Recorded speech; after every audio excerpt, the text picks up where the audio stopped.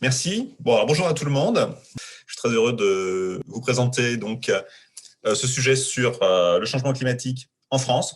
Je vais partir du principe que vous avez une première idée de ce qu'est le changement climatique et ce que ça ses impacts, mais très rapidement. Donc, le climat, c'est un système en fait d'interaction très très complexe, de grands cycles. Et le premier, évidemment, c'est le transport de chaleur. Donc, la chaleur essentiellement reçue par la planète depuis le Soleil. Et ensuite, cette chaleur, pour entrer en équilibre, il faut l'évacuer. On a une atmosphère, donc il faut que ça traverse l'atmosphère.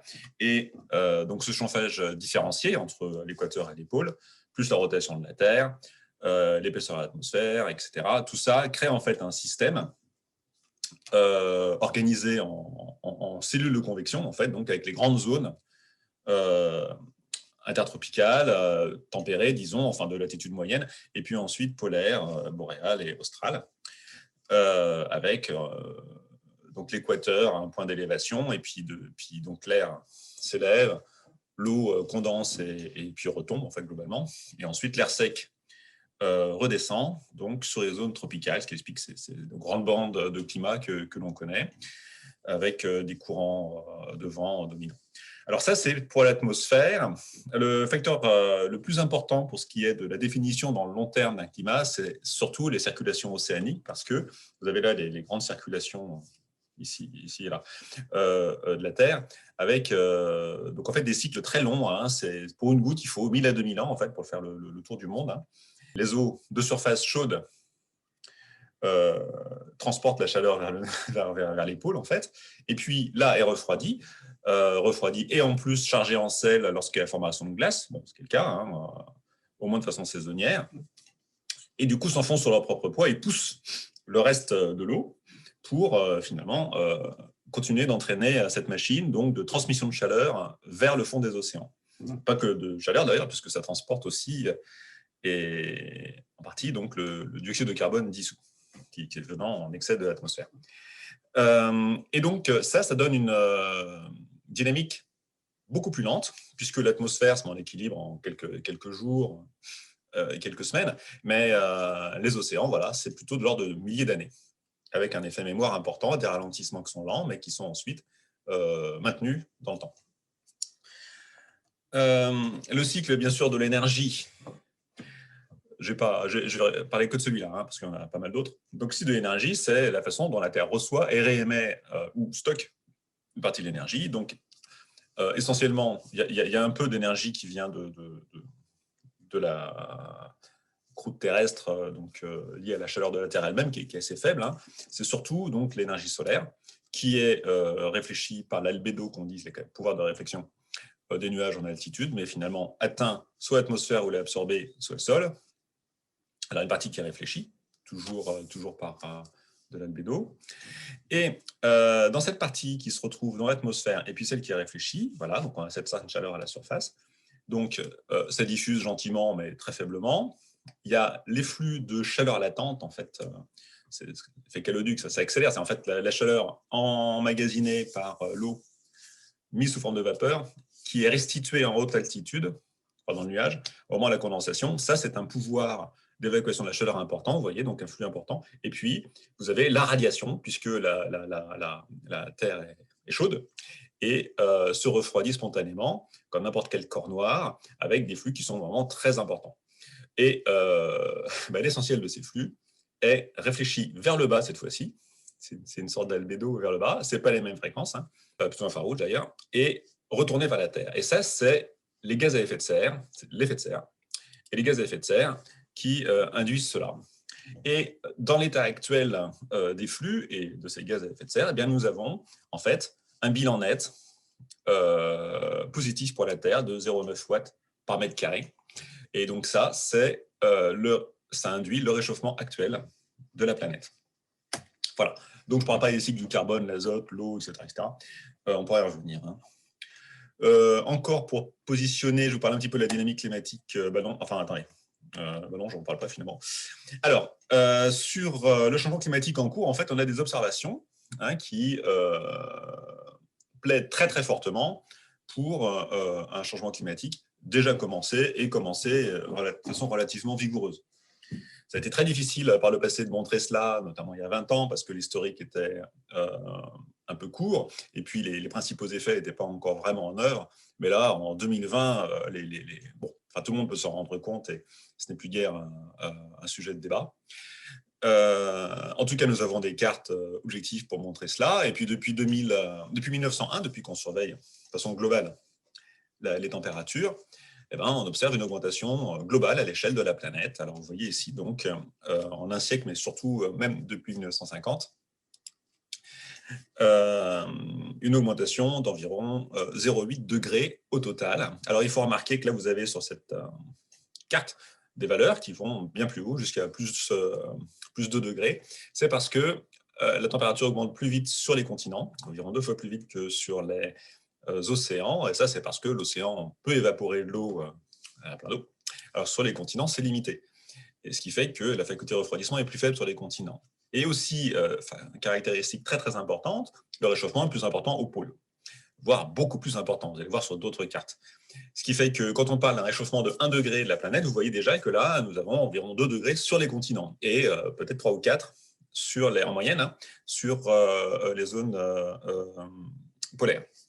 Là, vous avez la carte des températures. On voit en un siècle, évidemment, comment, à l'œil nu, on peut quand même dire avec confiance qu'il y a un réchauffement climatique à l'œuvre. Ça, c'est pour les températures. Là, ce qui est avec les températures, c'est par exemple la fonte des glaciers, la fonte des calottes polaires, c'est-à-dire en fait de la glace qui est posée sur les continents, voire en bordure sur les marges continentales, et qui crée donc une montée du niveau marin.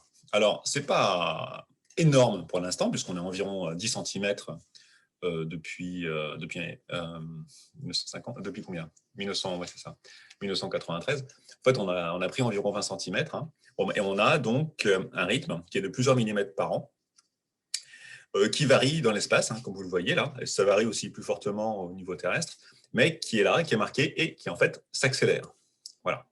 Et donc les prévisions en la matière, je vous en parle parce que c'est un aspect qui est assez peu abordé, ou insuffisamment en tout cas, et sur lequel je vais revenir. Autre tendance que l'on peut voir de façon significative, c'est sur les précipitations. Globalement, les précipitations, les modèles climatiques ont du mal avec, et les enregistrements ne montrent pas des tendances qui sont statistiquement significatives, mais on peut trouver dans des zones relativement contrastées des tendances statistiquement significatives. Et là, vous avez par exemple au niveau de l'Europe une estimation. Vous voyez que sur la Norvège, et puis un peu plus sur l'Europe du Nord, depuis une soixantaine d'années, donc une tendance à l'augmentation des précipitations annuelles, hein, attention. Hein. Donc c'est vraiment la grosse moyenne, toutes saisons confondues. Et sur l'Espagne, une baisse significative des précipitations. Alors, les pentes ne sont pas très élevées, mais c'est un début parce qu'elles sont quand même statistiquement robustes. Alors, oui, je ne sais pas si je vais en parler là, mais je veux dire qu'on voit des tendances statistiquement robustes, ce qui ne veut pas dire qu'elles sont attribuables au changement climatique. Enfin, au réchauffement plutôt. C'est un changement qui se voit au moins à l'échelle pluridécennale. Mais il y a d'autres causes, notamment des fluctuations pluridécennales jusqu'à 60 ans. C'est une fluctuation qui est connue du climat d'hémisphère nord, qui peuvent aussi expliquer ces fluctuations. Hein. Ce n'est pas une question d'attribution encore. Mais par contre, il est à ce stade tout à fait plausible de dire qu'une partie au moins est liée à un changement climatique durable. Alors, les impacts observés à l'échelle mondiale, on peut déjà en attribuer avec un bon niveau de confiance au changement climatique. Sur cette carte mondiale, vous voyez, quand c'est des figures pleines, vous voyez qu'on peut les attribuer. Il y a une contribution majeure, donc pas totale, mais majeure en tout cas du changement climatique, et on a un certain niveau de confiance pour le dire. Donc 3, c'est plutôt assez bon. Et puis 2, ouais, c'est sans doute. Voilà.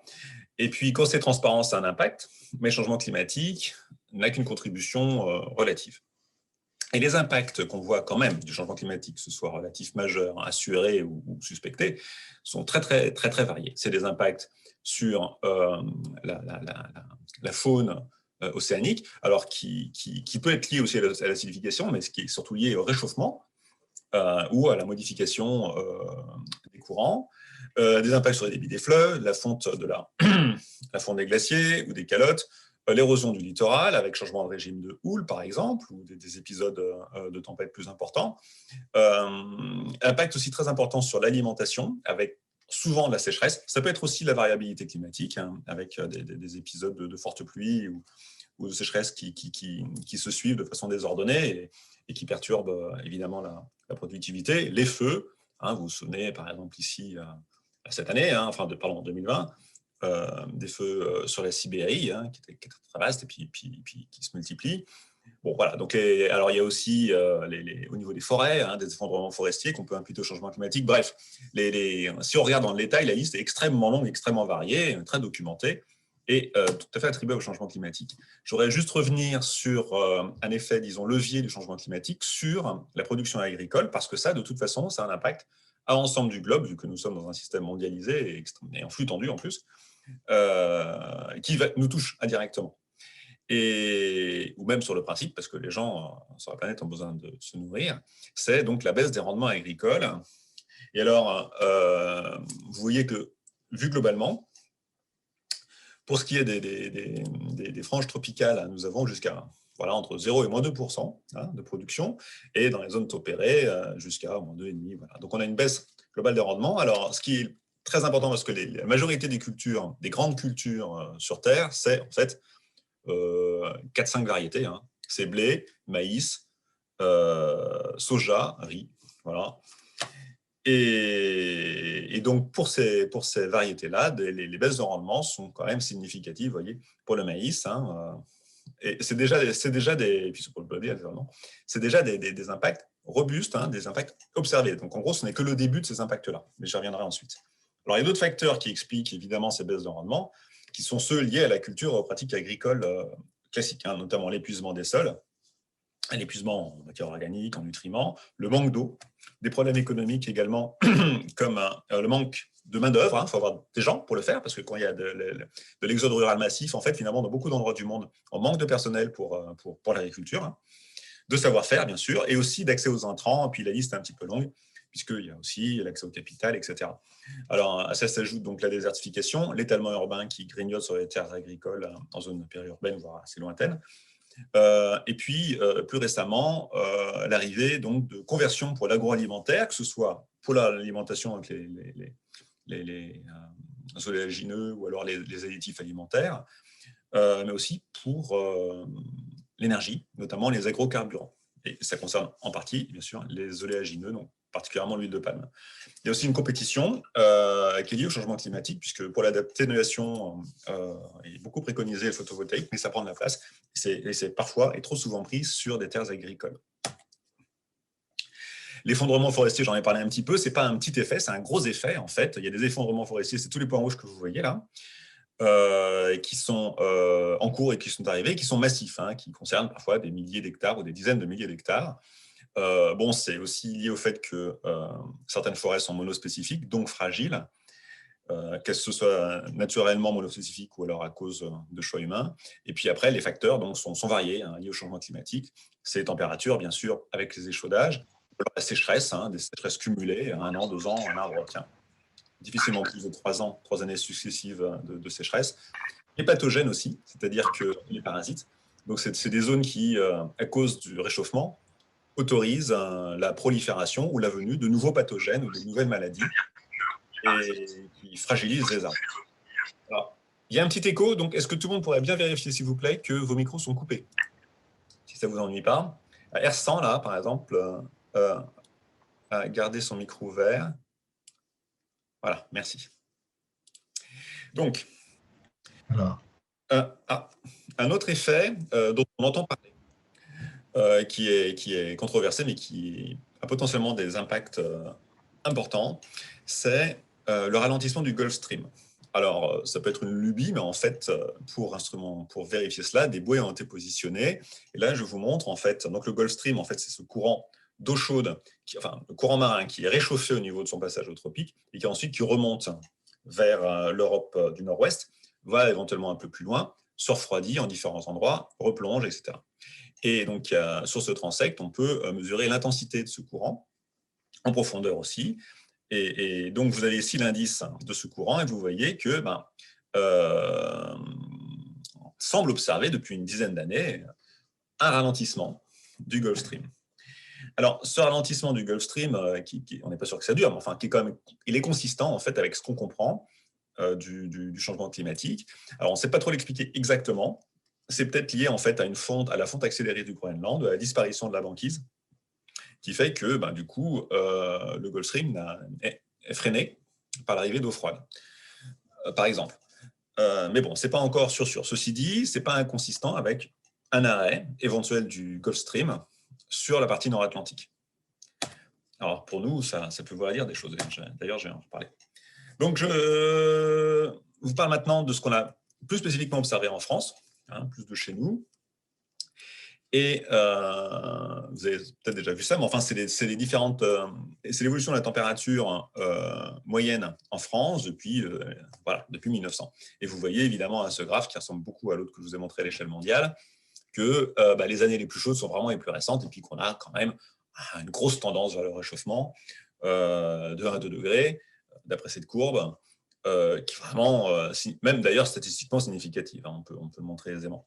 Donc là, je vais montrer la période de définition d'un climat. C'est une échelle de 30 ans, en fait. On prend 30 ans parce qu'il faut homogénéiser, mais aussi en même temps, il ne faut pas que ça masque les évolutions à long terme. Bon, c'est un compromis, et vous voyez que sur 30 ans, on a quand même des transformations très importantes. Et évidemment, si je prolongeais la courbe jusqu'à 2020, vous verrez que l'année 2019 puis 2020 sont devenues à leur tour les années les plus chaudes.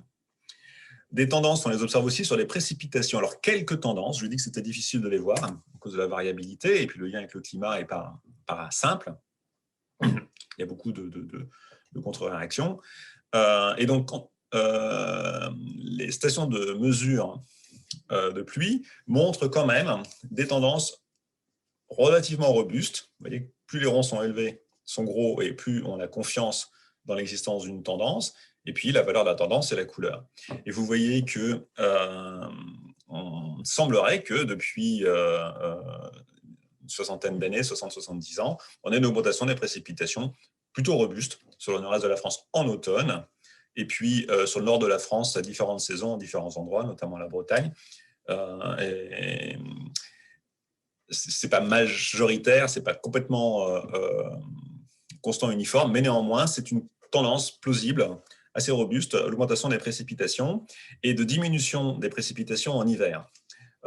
Sur le sud-est, en fait, sur le sud-est de la France, littoral méditerranéen, et voire sur toute la moitié sud de la France en hiver. Alors ça, c'est important parce qu'en fait, c'est en hiver que se constituent les réserves en eau dans les nappes qui vont ensuite alimenter les rivières ou les besoins humains pendant le reste de l'année. Et ce sont les tendances qu'on commence à observer aujourd'hui.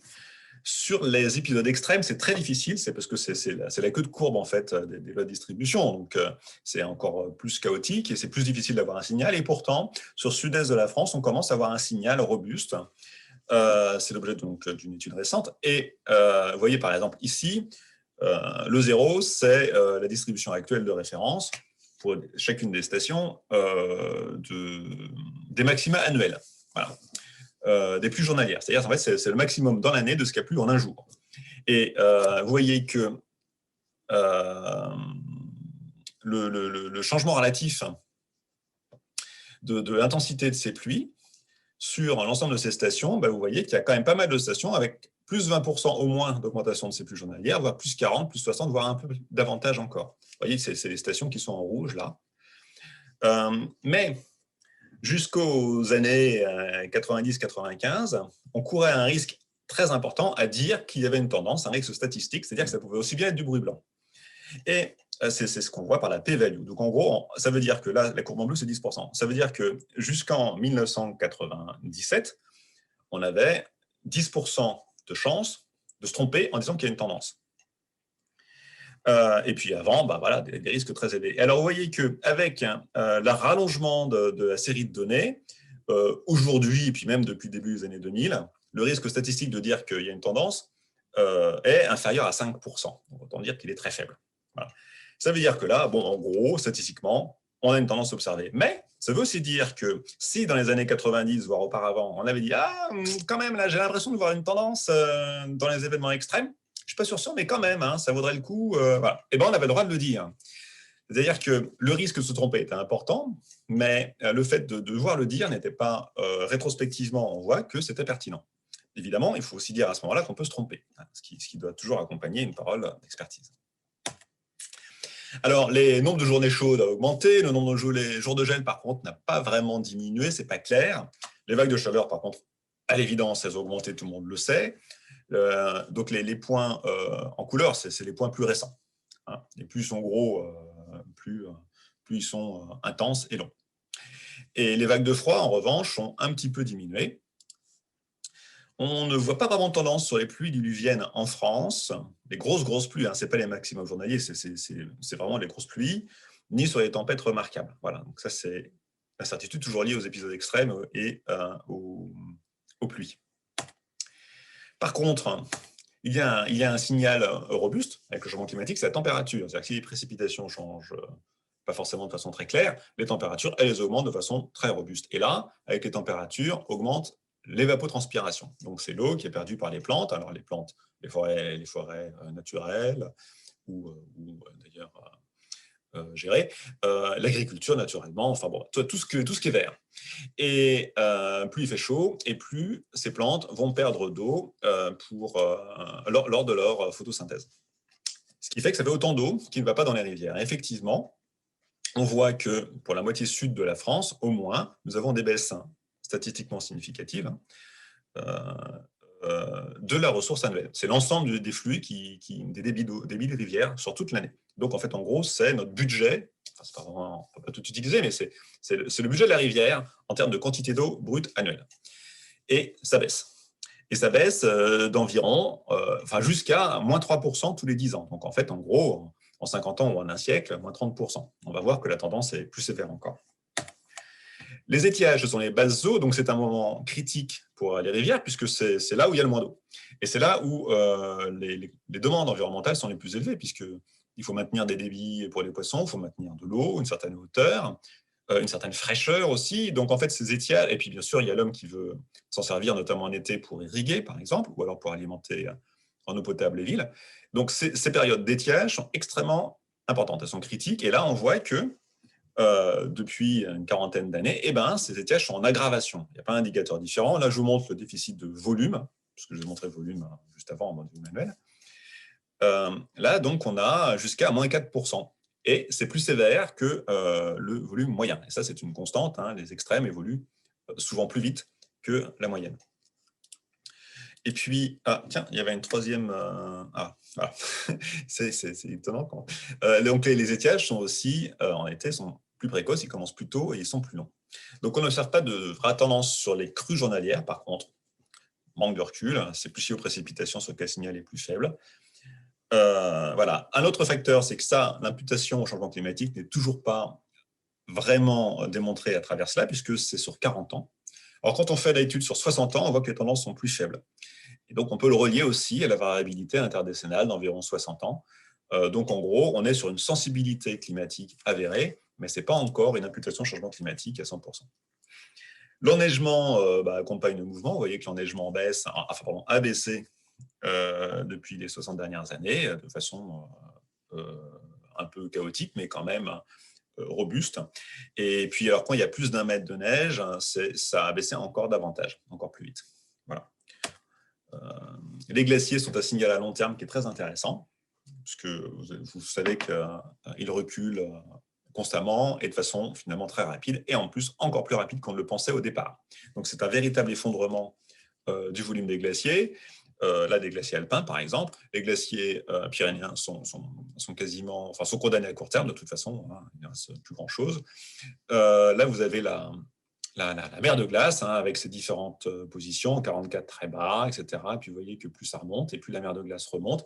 C'était ma photo initiale. En fait, la mer de glace est condamnée, malheureusement, aussi à court terme. Hein. Et ça, c'est des évolutions à long terme, c'est des stocks, donc ça montre qu'il y a une tendance vraiment de fond, si on en doutait encore. Alors, du coup, maintenant, ça, c'était ce qu'on a déjà observé, et qu'est-ce que ça va donner dans le siècle prochain? Alors, je dois quand même vous parler un petit peu de l'échelle globale, mondiale, parce que la France fait partie de l'échelle mondiale, forcément, et ça joue sur nous. Alors, tout d'abord, comment réfléchit-on au niveau du GIEC sur le changement climatique? On fait des scénarios, notamment, puis des modèles, naturellement, et des scénarios sont des hypothèses, en fait, sur le surcroît d'énergie que la Terre va recevoir. Et vous avez plusieurs catégories de modèles, les RCP, comme on dit, Representative Climate Pathway, donc de 2,6 à 8,5. Voilà. Donc 2,6, c'est le scénario, vous voyez, où une concentration en CO2 passe par un maximum, puis décroisse, et c'est le seul scénario qui soit à peu près compatible avec plus 2 degrés. Plus 1,5 degré, c'est quasiment inatteignable. Alors, on peut toujours l'envisager, mais voilà, c'est ce scénario-là, disons, frugal, on va dire, optimiste. Et puis, vous avez le scénario 8,5, je ne parlerai pas des scénarios intermédiaires. Lui, c'est le scénario business as usual, ce qui correspond, enfin, c'est comme ça qu'on le qualifie souvent, aux émissions maintenues. Donc, sans contrôle, avec un système économique qui continue comme d'habitude. Alors, attention, ce n'est pas un scénario pessimiste. Le scénario pessimiste, c'est si jamais ça sortait complètement de contrôle et qu'il y avait des rétroactions naturelles extrêmement fortes qui pourraient déclencher des émissions bien supérieures. Donc, le 8,5 n'est pas un scénario pessimiste, c'est un scénario le plus probable. Voilà. Et donc, en fait, il y en a d'autres, en théorie, qu'il faudra mettre au-dessus. Alors, ça n'a pas été obtenu, ça a été critiqué, notamment par moi, mais dans la présentation des résultats, on ne dépasse pas le 8,5. C'est vrai que c'est déjà très effrayant. Alors, vous voyez aussi que les émissions ne s'arrêtent pas en 2100. Hein. La pente est quand même assez raide. Ça converge vers presque 2000 parties par million. Donc, en fait, presque le double. Voilà, d'ici le 22e, 23e siècle. Bon, pour la R6, on est plutôt sur des SSP. Le nom change, mais bon, le principe reste le même. Vous voyez, vous reconnaissez le 8,5 ici, le 2,6 là. Et il y a un 9 quand même très positif qui permet effectivement, même éventuellement, de commencer à passer sur des émissions négatives. Donc là, c'est un scénario hyper volontariste qui est d'ailleurs très utile pour la réflexion. Mais grosso modo, c'est la même logique. Donc, nous avons ces scénarios. Et après, les modèles travaillent dessus de façon plus ou moins organisée, et le GIEC en fait la synthèse. Et vous voyez que pour le scénario sobre ou émetteur, des différences d'élévation de température très significatives. Donc, vous avez à gauche, par rapport à 1850, enfin par rapport au début de la révolution industrielle, et puis ici, par rapport à quelque chose comme 2000.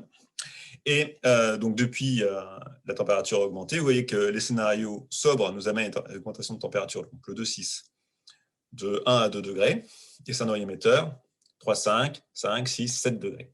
Alors, évidemment, les impacts sur différents aspects économiques et naturels sont extrêmement prononcés, moins graves pour le premier, mais vous voyez qu'ici, on a déjà quand même des menaces significatives sur les systèmes uniques, d'écosystèmes uniques, et déjà menacés. Mais par contre, qu'on évite beaucoup de gravité sur plein de domaines par rapport à un scénario émetteur. Voilà, donc le 2,6 en lui-même, celui-ci le bleu, là, nous inciterait à agir déjà très vite. Mais alors, quand on compare à ce qui se passe sans action, évidemment, c'est des catastrophes qui pourraient être évitées. Donc, notons qu'un scénario volontariste est toujours jouable. Hein, même si c'est de plus en plus difficile, il devrait être de plus en plus volontariste, c'est toujours possible de limiter grandement les effets du changement climatique.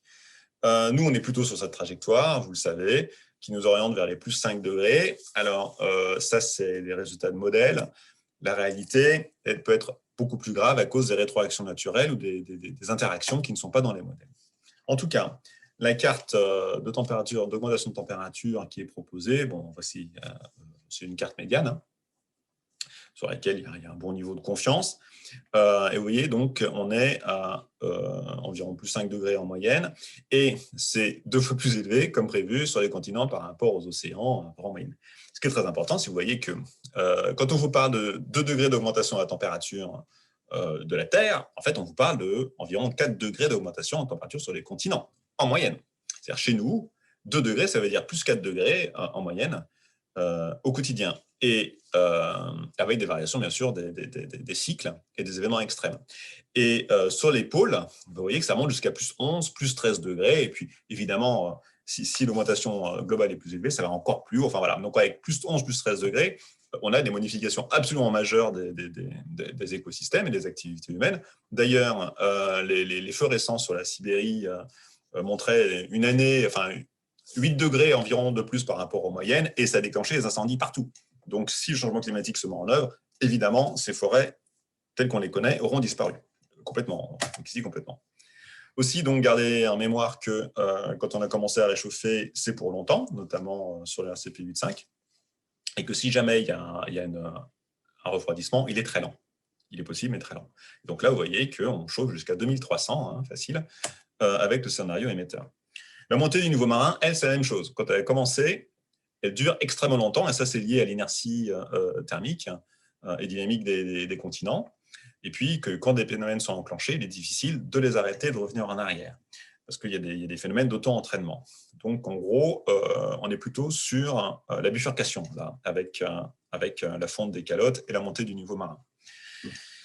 Alors, les modèles plutôt gentils dont le GIEC fait état, ce sont les modèles à base physique qui ne comportent pas tous les processus, avec beaucoup de parties controversées, mais donnent des augmentations au niveau marin. Vous voyez, sur scénario plutôt sobre, limité à 60 cm et jusqu'à 1 mètre pour scénario émetteur, 8,5. Bon, il faut savoir que ce n'est pas homogène, hein, c'est plus fort quand on est loin des pôles à cause du rebond glaciaire. Bien sûr, on a la valeur de la montée du niveau marin en moyenne, mais dans la réalité, sur une côte, il faut ajouter la surverse due aux tempêtes. Si elles sont plus fréquentes ou plus intenses, eh bien, cette surverse sera plus élevée, quand même liée au climat. Les dépressions également, le schéma de dépression peut changer géographiquement, mais peut s'intensifier aussi quand les tempêtes ou les épisodes sont plus intenses. Également le régime de houle, c'est-à-dire que le littoral est le résultat du travail par la houle. Si la houle change, c'est-à-dire son exposition change, et donc potentiellement que la surverse liée à la houle sera moins ralentie par la forme du littoral et donc augmente encore l'aléa. Alors, la difficulté avec ces courbes-ci, c'est que c'est probablement très, très sous-estimé parce qu'il y a des processus qui ne sont pas implémentés ou alors dont le GIEC ne fait pas état. Bon, c'est l'objet d'une autre présentation que j'ai faite, si vous y étiez, en décembre dernier. Ce qui fait qu'avec la déstabilisation des calottes polaires, notamment antarctiques, il faut envisager des augmentations jusqu'à plus 1 mètre. Hein. Voilà. L'érosion, bien sûr, va être énormément augmentée dans des situations comme ça. Hein. Ce n'est pas juste sur 1 mètre, parce qu'après, avec la dynamique et la nature du sol, ça peut aller beaucoup plus loin que le simple littoral proche. Il y a aussi des seuils, des effets de seuil présents, hein, qui ont été démontrés, qui n'apparaissent pas sur cette courbe. Et quand la température dépasse un certain seuil, eh bien, on change de régime. Alors, de régime à long terme, mais en même temps avec une dynamique qu'on ne connaît pas. Et ces seuils à ne pas dépasser, au-delà desquels il y a une déstabilisation qu'on ne peut plus arrêter, seraient entre 1 et 2,5 degrés. Voyez. Donc, en fait, on est vraiment avec, même dans un scénario optimiste, si on augmente de 2 degrés la température de la Terre, d'après ces résultats, on dépasse le seuil et on rentre dans un système de dégradation à long terme des calottes, et donc une augmentation inéluctable des niveaux marins jusqu'à des valeurs très élevé. Très élevé, ça veut dire, là je vous montre ici en 2100, donc je viens de vous dire qu'on pourrait plausiblement atteindre 2 mètres. 2 mètres dans une dynamique d'augmentation rapide, ça veut dire que dans les siècles qui suivent, on est à 5, 7 mètres, peut-être 15, ou voilà, par le passé, on est allé jusqu'à 30, 45 si on fait tout fondre. Donc en fait, il faut vraiment garder ça en tête. Hein. Voilà. Les écosystèmes ont du mal naturellement à s'adapter. Alors il y en a qui peuvent se déplacer, hein, ils galopent, ils ont des pattes. Donc, si le changement climatique arrive, eh bien, ils peuvent se déplacer en même temps, toujours en étant dans leur zone de confort, disons, thermique. Le problème, c'est qu'il y a des écosystèmes qui ne peuvent pas se déplacer. Soit, bon, c'est des arbres, hein, ou des herbes qui se propagent lentement. Forcément, l'arbre, il ne va pas bouger avec sa racine. Donc, il reste. Et puis, c'est les générations suivantes qui peuvent se déplacer, mais c'est très lent. Et puis, vous avez aussi les membres d'écosystèmes qui sont attachés à ces habitats. Et eux, c'est pareil. Ils y sont liés. Ils pourraient galoper, mais ils n'auraient plus d'habitat ou de cosmorien. Ce qui fait que le changement climatique, par sa dynamique, en fait, les écosystèmes, ils ont du mal à suivre.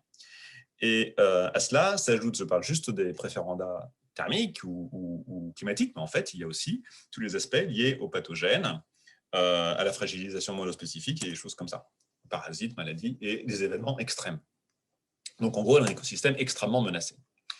Les précipitations, elles, alors on n'est pas trop sûr, hein, c'est quand même très incertain dans les modèles à cause de processus qui ne sont pas encore bien décrits, mais on aurait une augmentation des précipitations plutôt sur les zones nord, vous voyez, un petit peu sur l'océan Indien ouest, et puis des zones de raréfaction des pluies très importantes sur la Méditerranée, l'Afrique australe, l'Australie, le nord de l'Amérique du Sud, ou l'Amérique d'ailleurs centrale, et puis le sud des États-Unis.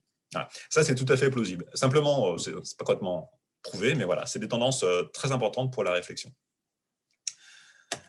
Qu'est-ce que ça donne du coup par rapport aux ressources en eau disponibles dans les pays? Alors ça nous concerne directement parce que la France en fait partie, mais aussi parce que nous avons des voisins, notamment tous les voisins méditerranéens, mais pas seulement, aussi est-européens, qui seront soumis, et nous-mêmes déjà d'ailleurs, à des stress hydriques accrus, aggravés. Et ça, c'est juste une carte que je vous montre avec les mêmes cultures en place.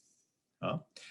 Et ça tient compte du changement climatique, donc des baisses de pluie éventuelles et l'augmentation de l'évapotranspiration. Et on voit qu'on arrive à des ressources en eau disponibles jusqu'à moins 40% et davantage pour l'Arabie saoudite, pour le Moyen-Orient, évidemment, des pays qui sont déjà avec des ressources, et puis le nord d'Afrique, avec des ressources limitées, mais aussi des zones plutôt bien arrosées dans cette partie-ci de l'Afrique de l'Ouest et l'Afrique australe.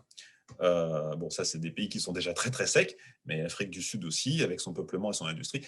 Bon, alors c'est des statistiques nationales, donc du coup, la spatialisation est quand même plutôt mauvaise, parce que la Chine est également touchée, bien entendu, et puis là, on ne voit pas l'Australie, donc il y a un problème de méthode, mais en tout cas, ce que ça illustre, c'est quand même une raréfaction relative de la ressource, et donc des tensions à prévoir. Alors ça, c'est sur les manques d'eau, mais aussi, il peut y avoir trop d'eau. Je vous présente une carte, parmi d'autres, de période des crues, de retour des crues. Donc, imaginez la crue centenale. La crue centenale, c'est qu'elle revient une fois tous les 100 ans en moyenne. Bien. Eh bien, elle reviendrait tous les combien avec le changement climatique. Et vous voyez qu'il y a des zones en bleu où ces crues centenales reviennent plus tôt, jusqu'à tous les 2 à 5 ans, en extrême, vous voyez, en certaines parties de l'océan Indien et de l'Asie du Sud-Est. Donc, en fait, des crues très importantes, très, très fréquentes. Et dans des zones qui ne sont pas forcément très développées, comme le Bangladesh notamment. Et puis donc effectivement, le nord-ouest de l'Europe serait touché. Voilà. Bon, c'est des exemples. D'autres cartes montrent que ça augmenterait sur le nord de l'Europe plutôt majoritairement, mais voilà, c'est les modèles, c'est la variabilité entre modèles. Simplement, il ne faut pas oublier donc cet impact-là. Par ailleurs, les crues centenales peuvent devenir très rares, vous voyez, devenir cinquantenales, ce qui évidemment indique un changement de régime des rivières et un changement de nature des rivières, puisque les crues, surtout les crues centenales, ce n'est pas les plus importantes, hein, c'est juste 1%, mais ça fait quand même des dégâts.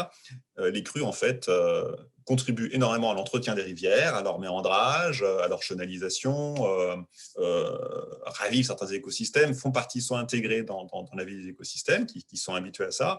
Et si elles deviennent rares, ces écosystèmes sont menacés. C'est pareil d'ailleurs si les crues augmentent trop.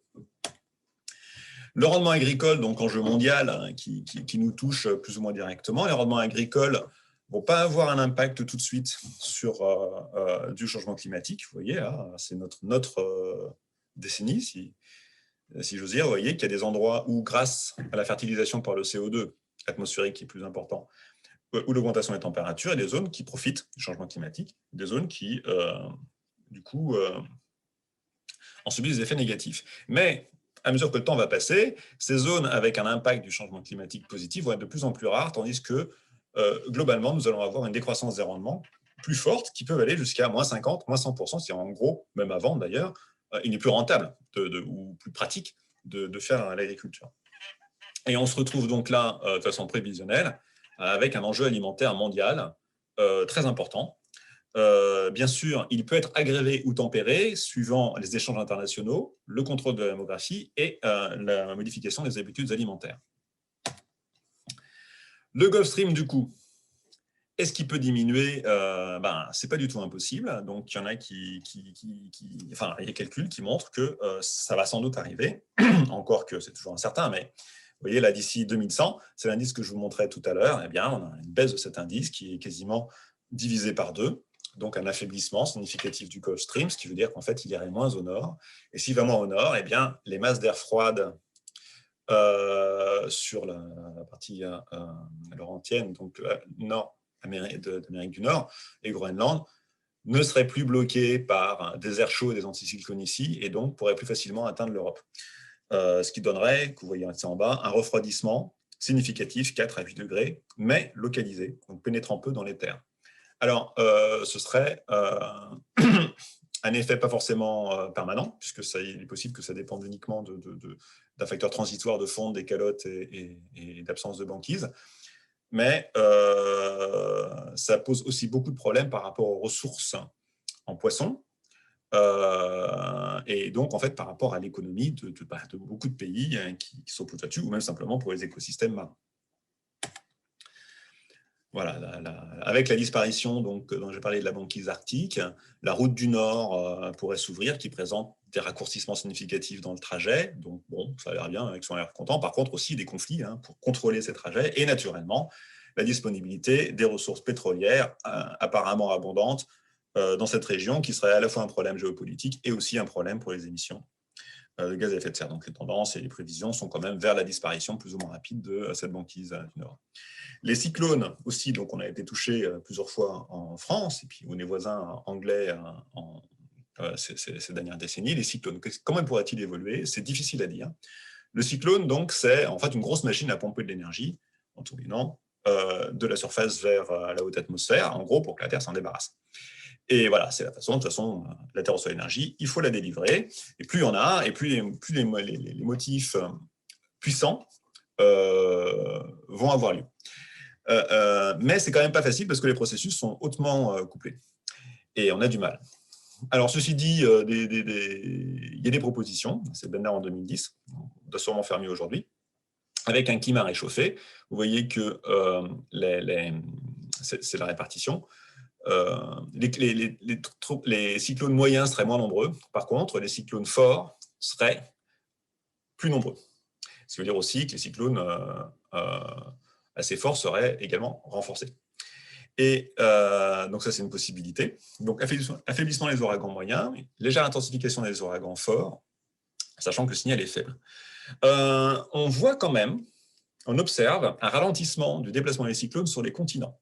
C'est-à-dire que le cyclone n'est pas forcément plus fort, mais s'il reste plus longtemps sur le continent en se déplaçant lentement, tout en restant alimenté par l'océan pas loin, et ben, ces dégâts vont se cumuler et seront plus importants. Et on a un ralentissement quand même, vous voyez, dans l'hémisphère nord, là, on est en kilomètres par heure, et qui serait de 20 à 18. Donc, s'il reste 10% plus longtemps, ben, les dégâts seraient à l'avenant. Ça, c'est une observation. Alors évidemment, ce n'est pas forcément lié au climat, ça peut être lié à l'aménagement, notamment à l'assèchement des marais, comme ça a été fait en Floride, où du coup, avant, les cyclones étaient stoppés par le refroidissement parce que tous les marais absorbaient la chaleur du cyclone. Maintenant, ça a été massivement asséché, et du coup, on voit que les cyclones traversent et puis continuent leur route vers le nord des États-Unis. Alors, on observe aussi récemment, il y en a de plus en plus, ce n'est pas encore très très fort, mais ça existe, de nouveaux types de cyclones, donc les cyclones atypiques, qu'on ne connaissait pas avant, en fait, et qui commencent à venir. Et ça, c'est assez logique, puisque quand il y a plus d'énergie, la Terre a beaucoup d'imagination, et nous, on connaît surtout ce qui est arrivé. On peut imaginer ce qui pourrait arriver, mais on rate plein de possibilités. Et là, ce qui est rapporté, c'est qu'il y a des cyclones qui ont appris, ce qui ne veut rien dire, le chemin vers l'Europe, c'est-à-dire qu'ils vont vers l'Est et non pas vers l'Ouest. Et ça, c'est lié à une conjonction de conditions de pression, d'affaiblissement des ondes de Rossby et du jet stream nord, pour différentes raisons qu'on n'a pas bien élucidées, et qui fait que dans certaines conditions, eh bien, au lieu de descendre au sud après leur formation et de s'épuiser, eh bien, ils restent, et ensuite, ils maturent, ils descendent un petit peu, et ils remontent ensuite vers l'Europe. Alors, ça n'a pas spécialement atteint la France pour l'instant. Vous avez 3 épisodes ici, en 2019. Mais ça va lécher les côtes anglaises et puis peut-être même la France. En tout cas, l'Espagne aussi est concernée. C'est des pays voisins. Et puis nous-mêmes aussi, on pourrait être exposés. Et ça, c'est partie des imprévus. Ce n'est pas quelque chose qu'on avait imaginé. Et on n'a pas forcément envie d'imaginer tout ça non plus. Dans la Méditerranée, il y a des cyclones spécifiques qui sont ce qu'on appelle les médicanes. Alors, ils sont moins puissants, moins gros. Et eux, ils devraient être légèrement augmentés. Toujours avec des guillemets. Donc, ils devraient être légèrement plus longs et aussi pour les légèrement plus puissants. Voilà. Ce n'est pas une tendance qui est catastrophique, mais c'est quand même une tendance présente. Donc, ça montre quand même que nos régimes de vent et d'épisodes extrêmes sont quand même perturbés. Un problème majeur quand même est directement lié à l'augmentation des températures et qui est lié à l'habitabilité. Donc récemment, il y a eu un papier qui a fait pas mal de bruit, et au final, il y a 2 facteurs qui permettent de survivre, de supporter et de survivre aux hautes températures. D'une part, c'est la température, d'autre part, c'est l'humidité. Donc, il faut que notre corps puisse évacuer la chaleur. Et déjà, il faut qu'il y ait un gradient thermique dans la peau, entre les organes et la peau, d'une part, et d'autre part, que la transpiration puisse effectivement permettre de refroidir. Donc, il faut que en air humide, on ne se refroidit pas. On ne transpire pas, on ruisselle. Et ça ne refroidit pas du tout. Et du coup, avec le changement climatique, vous avez la distribution actuelle des températures sur le globe, et ici, une forme de limite d'habitabilité. Et au-dessus de 35 degrés, on ne se refroidit plus, il n'y a plus de gradient thermique suffisant. La peau étant à 32 degrés, quand il fait 35 dehors, on ne se refroidit plus. Mais plus, on n'y arrive pas. Alors, c'est important si c'est toute la journée, parce que si c'est juste une partie du jour, ça va. Mais si c'est toute la journée sur plusieurs jours de suite, on ne survit pas. C'est physique. Et donc, on voit cette limite de ces températures. Et puis, vous voyez qu'il y a des zones, toutes les zones en violet qui sont là, avec le changement climatique. Là, c'est un changement climatique un peu plus fort, puisqu'on est à plus 10 degrés, donc 800 ppm, émission incontrôlée, c'est pour voir ce qui pourrait arriver. Et dans des conditions comme ça, en fait, nous avons plusieurs milliards d'habitants de la Terre qui seront dans des endroits où la survie sera impossible. Donc, s'il reste, ils meurent. Donc, on comprend évidemment ce que ça signifie, parce qu'évidemment, ils pourraient rester et mourir sur place, mais surtout, ils ne vont pas rester. Et ils vont tout faire pour survivre. C'est normal, on ferait pareil. Et donc, des migrations, des conflits, vous imaginez tout ce qu'il peut y avoir derrière.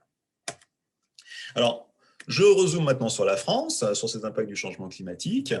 Donc, diverses études. Je vous montre Explore 2070 et l'horizon 1955. Donc, ce n'est pas très loin.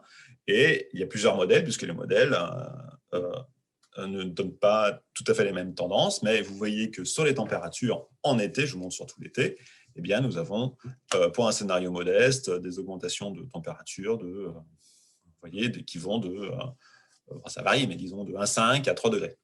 Voilà. Pour le scénario 1B, et bien sûr, pour un scénario plus élevé, ce serait plus élevé. Donc, fin de siècle, puisque là, c'est la moitié du siècle, fin de siècle, ce serait de 2,5 à 5 degrés sur la France pour ce scénario relativement modéré, encore une fois. Alors, vous remarquerez que les augmentations de température seront plus fortes en altitude, légèrement plus forte à l'est en été. Voilà. Mais après, le détail, on peut toujours discuter. Et donc, en 2003, nous avions cette grosse vague de chaleur qui a fait énormément de morts, qui était vraiment un maximum. À l'époque, vous avez un petit peu la distribution des températures là, avant 2003, et 2003 est là, c'est vraiment un maximum, c'est vrai. Mais en fait, déjà aujourd'hui, c'est plus fréquent, mais vers 2100, voici le scénario émetteur 8.5. Vous voyez que 2003, en fait, qui est là, ce sera un été frais. Ce qui veut dire que la plupart des étés seront plus graves que 2003. Donc, évidemment, en termes de rythme de vie, d'organisation sociale, d'organisation de l'habitat, d'activité, tout serait bouleversé. Mais pas invivable, mais différent, très différent. Donc, les vagues de chaleur seraient un peu plus longues, un peu plus fortes, ça dépend des modèles sur l'amplitude, par exemple jusqu'à plus de 20 jours de vagues de chaleur en plus par an. Bon, évidemment, ça augmenterait avec les impacts sur la santé, sur les besoins agricoles, donc les besoins en eau, voire même sur la capacité à cultiver certaines céréales, puisque l'échaudage peut être un critère vraiment mortifère pour certaines activités, pour le blé comme pour le maïs. Et bien sûr, les maladies qui vont se associer, les pathogènes qui, normalement, ne peuvent pas survivre, pourraient survivre, avec des maladies végétales, mais aussi animales, le bétail, mais pas seulement. Et les feux de forêt, qui, avec ce fait de la sécheresse, se multiplieraient. Donc, des vagues de chaleur, vous voyez, on a des estimations de ce que ça pourrait être à l'horizon 2100, 2050, bon, par rapport à l'actuel, qui est en vert. Vous voyez donc des vagues de chaleur qui seraient, là on est autour de 22 jours, jusqu'à 100 jours, avec des températures moyennes de 29 qui passeraient à 35. Bon. Donc on imagine qu'avec ce réchauffement global, bien sûr, ces épisodes seraient plus nombreux et plus intenses. Au niveau de l'eau, l'influence sera extrêmement forte. D'autant plus qu'on est sur une période où les tensions sur l'eau sont déjà très fortes. Donc je vous montre à gauche la zone de répartition des eaux. C'est les zones où il y a des conflits sur l'eau qu'il faut gérer et que c'est reconnu, qu'on essaye de le faire. C'est la plupart des aquifères, des grands aquifères français, plus beaucoup de petits bassins ou de gros bassins hydrologiques. Et voici les arrêtés sécheresse en 2017. Donc en gros, et c'est quasiment tous les ans comme ça, 80% de la France en arrêté sécheresse, donc en interdiction de consommation d'eau, notamment pour l'irrigation, mais pas seulement. Parfois, et assez souvent d'ailleurs maintenant, des villes n'ont plus assez d'eau en été pour alimenter leur population. Ils doivent l'importer ou la payer, ou alors on amène des bouteilles d'eau en plastique. Sur les précipitations, les tendances sont relativement incertaines, sauf l'hiver, et ce qui est le plus embêtant, puisque c'est en hiver que se remplissent les nappes, avec des baisses de précipitations quand même relativement robustes sur le sud-ouest, une zone densément agricole, et des augmentations de précipitations sur le sud-est, notamment là où il y a déjà des épisodes de pluie destructrices qui ont été révélés encore l'été dernier, avec l'augmentation aussi des vents, il faut en tenir compte. Bon, l'enneigement va baisser, vous vous en doutez. Alors, ce qui est un petit épisode paradoxal, c'est l'augmentation éventuelle des gouttes froides. C'est-à-dire, en fait, avec le changement climatique, il fait plus chaud, et donc, nous allons avoir des épisodes de vagues de froid plus nombreuses. Et ce n'est pas garanti, mais en tout cas, les processus pourraient l'expliquer. Et ce serait à cause du ralentissement du jet nord, du jet stream, à cause de baisse, d'augmentation des températures au nord éventuellement, de modification de la répartition des pressions, bref. Donc, ce que ça veut dire, c'est une plus grande variabilité des températures, avec des effets sur l'agriculture notamment, et notamment le maraîchage, puisque les gelées sont vraiment un problème pour le maraîchage, accru. Les débits des rivières, baisserait, c'est assez naturel. Alors, en moyenne, là, on est sur 2050, la moitié du siècle, ce qui serait modélisé, avec un scénario habituel, ce serait jusqu'à 40 à 50%, 30 à 50% en moyenne. Et sur les étiages, plus prononcé, jusqu'à 40 à 50%. Donc, dans les périodes où l'eau est particulièrement demandée. Et les crues seraient moins intenses dans beaucoup d'endroits, mais aussi augmentées sur certains périmètres, notamment les Vosges et les Cévennes, pour des raisons pas de microclimat, mais enfin locales, d'orographie, et puis sur le sud-est. Ce n'est pas des signaux forts, mais c'est des signaux quand même qui sont tout à fait plausibles. Au niveau de l'augmentation des températures, ce serait quand même jusqu'à 1,5 degré, peut-être 2 degrés dans les rivières. Pour les écosystèmes, c'est des conséquences directes, puisque c'est de l'inhabitabilité, c'est comme pour nous, sauf que les poissons ne transpirent pas, donc ils sont plus sensibles encore aux variations de température. Donc là, c'est un modèle qui nous montre comment la truite fario se retirerait de la plupart des cours d'eau du cours d'eau français, sauf en remontant en altitude, donc dans les montagnes. Voilà. Alors, avec l'augmentation de l'évapotranspiration, la baisse des pluies, la recharge des nappes baisserait, ça vous l'aviez compris à travers ce que j'ai déjà dit, et ensuite donc les nappes qui reculent, qui s'enfoncent, voire qui ne sont plus disponibles. Donc c'est une ressource menacée aujourd'hui, et encore davantage avec le changement climatique. Bon. J'aimerais mentionner aussi, avec ce retrait des nappes et l'augmentation au niveau marin, le risque que ça représente sur la salinisation des côtes, donc notamment les aquifères côtiers qui servent notamment pour l'eau potable de beaucoup d'agglomérations françaises et qui sont déjà observées. Donc du coup, s'il n'y a plus d'eau douce pour repousser l'eau salée rentre et ensuite pollue les captages de façon définitive. Donc il faut aller chercher l'eau ailleurs, donc avec des tensions accrues. Également, il y a un autre impact sur l'enfoncement également des territoires à cause des prélèvements ou de l'assèchement des nappes. Donc en France, nous sommes en situation actuellement de tension sur l'eau. Je ne vais pas trop détailler, mais c'est une tension, quand on regarde la consommation d'eau, c'est celle qui est évaporée pour l'essentiel, qui est surtout due donc, à l'activité agricole pour toute la partie qui a des ressources limitées, toute la partie sud. Aujourd'hui, c'est l'agriculture qui consomme essentiellement l'eau. Vous voyez, on est à 54%. C'est sans doute sous-estimé. Et avec le changement climatique, donc des besoins nouveaux. Des besoins notamment, mais ça ne va pas durer très longtemps parce que la température ne le permettra plus, pour la neige artificielle, mais aussi tout récemment d'irrigation du fourrage, qui n'était pas le cas avant. Mais les éleveurs sont obligés d'irriguer le fourrage régulièrement maintenant pour sauver leur récolte et pouvoir nourrir leurs bêtes pendant l'hiver. Bien sûr, avec les besoins énergétiques de climatisation notamment, les barrages vont être sollicités en été, alors qu'ils sont censés garder leurs réserves pour l'hiver, pour le chauffage électrique notamment. Donc ce sera compliqué, mais aussi il y aura des demandes en irrigation, il y aura des besoins de refroidissement d'eau pour le refroidissement des centrales nucléaires. Donc ces barrages vont avoir une gestion de plus en plus compliquée et difficile si on y arrive. Les centrales nucléaires vont... Enfin, les centrales électriques, mais surtout nucléaires chez nous, ont besoin d'eau et avec des étiages, auront besoin de plus d'eau. Avec une eau plus chaude, ils auront aussi besoin d'eau. Plus d'eau encore, donc leur rendement risque de baisser, ça va poser des problèmes énergétiques importants, à moins évidemment de les positionner, par exemple, au bord de la mer. Les villes aussi vont s'adapter avec des demandes en rafraîchissement, en eau notamment, débrumisation, des choses comme ça, sans parler de la démographie, ce qui fait que la demande en eau va croître un petit peu partout, avec une complexité croissante. Bon, sur les forêts, on aurait une transformation majeure de nos forêts, rien qu'à cause de la température et des pluies.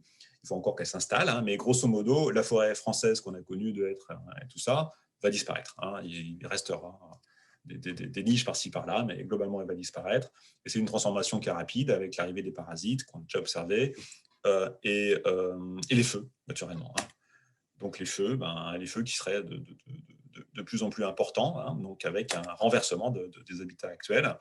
Nous avons des maladies qui montent. Ici, vous avez par exemple, bon, ça c'est maladie, mais là vous avez la chenille processionnaire qui remonte, voilà, c'est prévu ça, et qui fragilise énormément les forêts et la productivité forestière pour ce business-là, évidemment, qui va s'effondrer. Il y a des problèmes de rentabilité, mais on ne va pas arrêter quand même. Les réassureurs, eux, ils réfléchissent à tout ça, ils font des estimations, et puis comme c'est les assureurs, c'est eux qui payent, ils font attention.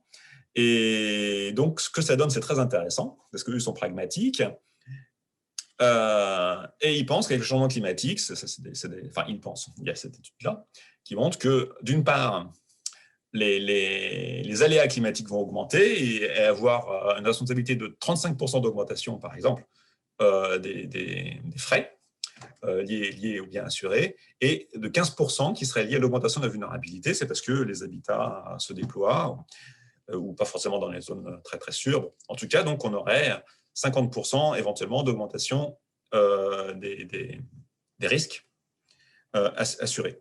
Et en fait, en gros, ça peut aller jusqu'à 100% et ça se traduirait à assez court terme avec une augmentation des primes, forcément. Ou alors, soit on ne rembourse plus, soit on fait payer plus cher les primes. Donc, il faut s'attendre à 50% ou 100% d'augmentation de primes d'assurance à cause du changement climatique pour aider ceux qui seront exposés. Alors, autre effet indésirable que je trouve particulièrement ennuyeux, c'est l'effet sur les vignes, hein, puisqu'il fait trop chaud, ça manque d'eau. Et donc, en fait, les cultures des vignes vont remonter vers le nord et le champagne pourrait être fait, hélas, en Angleterre. Voilà, oui, je sais, c'est assez difficile. Mais aussi, pour d'autres aspects moi, que j'aime bien aussi, cacao, café, eh bien, en fait, les espaces de cultivabilité de ces produits vont se réduire et il va être de plus en plus difficile de produire cacao et café et même la bière. Bon, voilà. Donc, certains diront que ce n'est pas forcément très grave, mais néanmoins, pour les pays, ça demande une mutation économique drastique et des grosses conséquences sociales. Donc là, vous avez l'Ouganda avec les zones où il peut cultiver le Robusta. Vous voyez qu'en fait, ces zones disparaissent quasiment. Donc, c'est la fin de ce business pour une économie tournée quand même vers l'exportation de ce type de produits.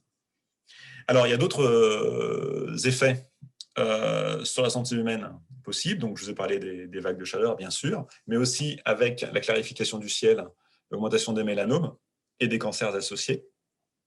L'intrusion, donc, tout le monde le sait maintenant, l'intrusion de nouveaux vecteurs comme le moustique tigre, mais puis aussi d'autres en fait, hein, qui en plus d'être embêtants en tant que moustiques, peuvent nous amener des maladies, comme chikungunya, et je crois pas que ce soit lui, c'est un autre. Les maladies infectieuses donc, peuvent trouver du coup un habitat possible avec des peu de température ou une plus grande humidité, et pareil pour les pathogènes. Maladies respiratoires à cause notamment de l'ozone, mais aussi du pollen, hein, quelques collègues qui travaillent là-dessus. Qui vraiment entraîne une mortalité importante ou une baisse de l'espérance de vie, en fait, de 6 mois actuellement, ça pourrait être 5 ans. Voilà. Les impacts directs, forcément, quand on est inondé, on peut être emporté ou avoir des gros dommages, les feux de forêt, bien sûr, coulées de boue, hein, qui sont encouragées par la perte de couvert, l'érosion, ou alors la fonte, simplement, ou alors des pluies plus diluviennes. Enfin, on a des exemples dans le sud-est récents. Ce qui pose aussi des problèmes derrière en cascade, puisque quand les routes ne sont pas empruntables, les secours ne peuvent pas venir non plus. Sans parler donc des problèmes d'électricité, etc. La montée du niveau marin, c'est un impact direct. Et puis indirectement, la raréfaction de la nourriture ou la perte de sa diversité, parce qu'il est plus difficile de cultiver, de faire du maraîchage, d'avoir une alimentation équilibrée et diversifiée, ce qui réduit la qualité de vie et aussi la durée de vie. L'hygiène à cause des restrictions d'eau et des problèmes d'insécurité à cause des troubles géopolitiques et notamment liés à l'alimentation. Hein, l'alimentation rend plus difficile à cause de problèmes notamment d'accès à l'eau. Donc tout ça, c'est encore incertain. J'avais critiqué tout à l'heure ce scénario 8.5 comme étant moyen, quoi, pas pessimiste, mais effectivement, on peut faire pire, et d'autres l'ont envisagé. Et on aurait sans doute besoin de faire pire pour savoir où on va possiblement. Et donc là, je vous montre, par exemple, le problème possible du dégazage de méthane des pergélisols boréaux. Donc c'est la glace qui emprisonne du méthane, la glace dans le sol, mais quand le sol se réchauffe, la glace fond, il libère le méthane. Et ce sont des volumes extrêmement importants. La dynamique à laquelle ça peut sortir, on ne sait pas trop, c'est couplé aux microbes, tout ça, mais ça augmenterait le changement climatique avec un risque d'emballement et de franchissement de seuil. Ici, vous avez aussi les clatrates, donc du coup, qui sont plutôt marins. C'est dans les glaces marines en profondeur. Pour l'instant, on ne sait pas trop ce que devient ce méthane. Il n'a pas l'air de vouloir sortir, il a l'air de vouloir rester dissous, on ne sait pas, mais si c'est plus gros volume, on ne sait pas non plus s'il ne dégazerait pas. Tout ça pour dire qu'en fait, il y a des effets de seuil, on ne sait pas si on va les franchir, et des effets de seuil qui ont mauvais goût éventuellement de s'enchaîner en cascade. Donc là, nous avions la Terre ici, qui est dans un creux vaguement en équilibre interglaciaire, donc il peut passer en zone glaciaire, ploup, puis revenir, comme la Terre l'a fait pendant les derniers 800 000 ans. Mais si on réchauffe, on s'éloigne de ce cycle. Et il est possible de revenir à quelque chose de légèrement plus frais, quoi, qui ne sera plus jamais interglaciaire, ça c'est fini, a priori, ou alors, par l'enchaînement des effets de seuil, de sombrer en fait dans un système, dans une autre planète, quoi, une autre planète chaude. Voilà, donc il faut être très vigilant, et c'est des raisons vraiment pour maintenir le changement climatique le plus bas possible et le plus vigoureusement possible, puisque ces effets s'entraînent les uns les autres, et potentiellement, si on les a tous, on est très très mal. Voilà. Donc, peut-être que je vais m'arrêter là. J'avais prévu de parler d'autre chose, mais ce n'est pas très grave. Sur les incertitudes et sur l'amplitude du changement climatique, aujourd'hui, le changement climatique sera pire que beaucoup de choses que l'on connaît, guerre, famine, maladie, guerre nucléaire, l'hiver nucléaire. Finalement, ce sera peut-être plus grave qu'un hiver nucléaire. Voilà, avec des effets massifs qui nous amènent à des aléas de plus en plus élevés. Voilà, je vous remercie. Ouais, bonjour. J'ai pas trouvé la petite main. Je suis désolé. Merci Pascal. Juste là une remarque. J'ai un collègue coréen là qui me signale ce matin qu'ils ont des températures à -19 qui sont des records de froid. Et donc ça confirme ce que tu disais sur l'arrivée des extrêmes supérieurs sur les moyennes latitudes, avec les descentes d'air polaire beaucoup plus importantes. Sinon, j'avais une question qui est liée en fait à un impact qu'on évoque, qui est lié aux migrations finalement, suite aux impacts du changement climatique. Et ces migrations, elles risquent d'avoir des impacts indirects assez sévères finalement, quand on voit la difficulté qu'il y a aujourd'hui à accepter dans les pays occidentaux quelques dizaines de milliers de migrants. Et donc, je me posais la question de savoir s'il y avait des études qui s'intéressaient à ces impacts de migration finalement relativement massive liée au changement climatique. Alors, merci François. Moi, je n'ai pas vu d'impact d'études sur les impacts explicitement des migrations. Ce que j'ai vu, c'est des études comme Adelphi sur l'effet du changement climatique sur les conflits. C'est un truc que je ne vous ai pas montré, mais en gros, il y a pas un lien direct, mais il y a un recouvrement important entre les conflits liés à l'accès à l'eau et donc potentiellement accrus par le climat et les conflits passés, dans lequel l'eau n'est pas source de conflit, mais un facteur aggravant, voire une instrumentalisation a posteriori dans les conflits. Et c'est quelque chose qui toucherait, alors avec le changement climatique, donc c'est pas que l'eau, il y a beaucoup d'effets avec des événements extrêmes, avec les problèmes de rendement des cultures, voire de destruction des cultures, qui toucherait d'abord les pays les plus fragiles. Donc, vous avez ici une estimation en rouge. Voilà. Et donc, je ne peux pas te dire, je n'ai pas ces résultats-là. Je les ai cherchés aussi. Peut-être que c'est sorti depuis. Mais on peut regarder à la lumière des migrations actuelles quels sont les impacts possibles. Pas forcément des migrations, mais en tout cas des troubles sociaux liés au changement climatique. Et là, je pourrais prendre, nous avons 3 exemples, le Tchad, la Syrie, le Sahel, éventuellement l'Arctique, où il est avéré que le changement climatique a contribué à des désordres. Alors, prenons la Syrie. En fait, mauvaise année, très très mauvaise pluie sur l'est de la Syrie, migration interne cette fois-ci, pas externe, mais migration interne vers l'ouest et vers les villes, avec beaucoup de pauvreté et beaucoup de tensions sociales et c'est de là que sont parties en fait les premières émeutes qui ensuite ont mené à la guerre civile. Sur la Tunisie, vous vous souvenez que c'était le printemps arabe en fait, tunisien a été déclenché par une particulièrement mauvaise année suite à une série de mauvaises années agricoles. Et c'était les paysans qui souffraient, qui s'étaient révoltés initialement. Et puis je vous rappelle aussi que la Révolution française a fait suite à une très mauvaise année agricole. Donc, ce n'est pas forcément les migrations internationales, parce que les troubles en Syrie, en fait, nous touchent indirectement. Avec les conflits géopolitiques associés, avec la montée du terrorisme, là, il y a un lien quand même qui est avéré. On n'a pas besoin de migration internationale pour avoir des gros problèmes, sans parler du conflit israélo-palestinien, qui, quand il est enquisté, pose des problèmes régionaux très durables et très intenses. Voilà. Alors maintenant, les migrations internationales sont faibles. Ce que j'en ai compris, c'est qu'il y a peu de gens qui migrent au niveau international. C'est quelque chose comme 10%, je ne sais plus. Enfin voilà, c'est pas la majorité des gens qui migrent. Mais du coup, on a vu ce que ça donne au niveau européen. Enfin, moi, mon avis juste personnel, c'est que en fait, l'impact du changement climatique sera d'abord un impact géopolitique avec des migrations. Et quand la migration se fait, c'est difficile pour les pays accueillants, mais quand elle ne se fait pas, ça crée des conflits locaux, là où ils sont retenus, qui ont des conséquences extrêmement graves et de façon qui s'élargissent rapidement d'un point de vue mondial. Bon, enfin là, de toute façon, je ne suis pas spécialiste. Je ne veux pas non plus affirmer trop de choses. Annabelle, je passe à la question suivante. Oui, là, il y a Caroline Fraissinet qui dit qu'on parle uniquement des impacts catastrophiques du réchauffement. Est-ce qu'il y a des impacts positifs? Lesquels? À quelle échelle? Même s'ils sont masqués ou largement compensés par le négatif. C'est une bonne question. Je veux dire, je suis assez faible sur cet aspect. Vu que ces présentations, je les fais surtout pour pousser à l'action, pour l'atténuation et pour l'adaptation. Mais des effets positifs, on a vu qu'il y en a, notamment sur l'augmentation à court terme de la productivité agricole dans certains endroits. Et il y a aussi la fertilisation par le CO2. Bon, aussi, avec les températures, il y a des espaces qui seront climatiquement, qui deviendront favorables ou qui rendront l'agriculture possible, notamment en Sibérie. Après, on est face à des difficultés qui sont d'approvisionnement en eau, en personnel, en main-d'œuvre, en intrants, tout ce que j'ai dit. Et donc, ce n'est pas un bénéfice immédiat. Et les bénéfices dont j'ai parlé sont des bénéfices temporaires. Ensuite, des aspects positifs, c'est que le plus gros aspect positif pour moi du changement climatique, c'est la prise de conscience au niveau mondial qu'on partage une seule planète et qu'on ne peut pas faire n'importe quoi avec. Donc, en termes culturels et en termes politiques, je pense que le changement climatique nous permet de nous penser enfin comme un peuple, des habitants de la Terre.